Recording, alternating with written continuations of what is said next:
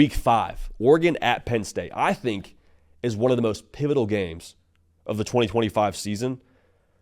This is crucial for Oregon because of the potential to have a tiebreaker with Ohio State when it comes to the Big Ten title game, because they will also play Penn State, the Buckeyes. Here's my question for Oregon. Are you really going to put yourself into fight or flight mode before you even get to October? Like, is that really the world you're going to find yourself in if you're Dan Lanning and the Ducks? Because I think it's also worth noting now, this is a spot where you can make up some ground optically when it comes to Oregon and the whole college football playoff committee saying, let's say that they don't make the Big Ten championship. Now, are we predicting that right now? Not necessarily, but let's just say Oregon doesn't make the Big Ten title game.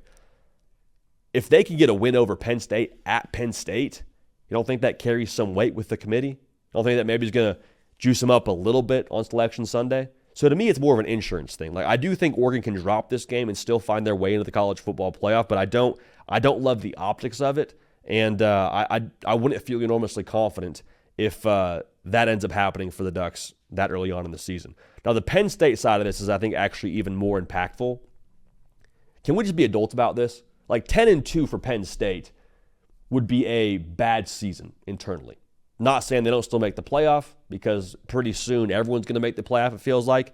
But with all that you brought back, Drew Aller, brought back both running backs, went out and got one of the best defensive coordinators in the sport in Jim Knowles, who's got a national title ring on his finger. If you go 10-2, with one of those losses being to Oregon and the other being to Ohio State, it'd be so discouraging. Not because you won't still make the playoff. I think you would.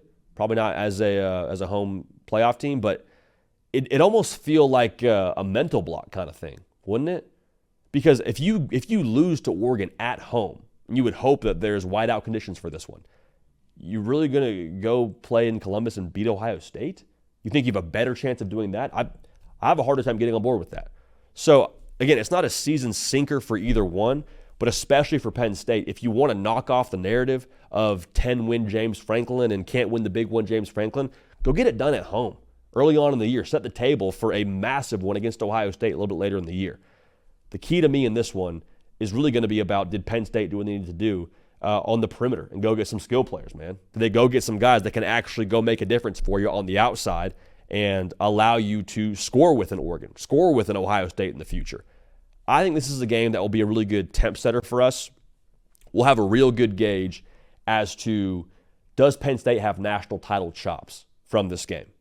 Because if they can score with Oregon, there's no more questions, Your Honor, about Penn State. Like, we feel good about the direction they're headed and what they can accomplish. But if it's another game where they can't separate and there's no juice offensively and we win a rock fight, you don't have any bad losses, you don't have anything that's considered a bad win in college football, especially if it's against Oregon. But it would leave me feeling very empty if I'm a Penn State fan and we can't score enough to go win a football game of that caliber.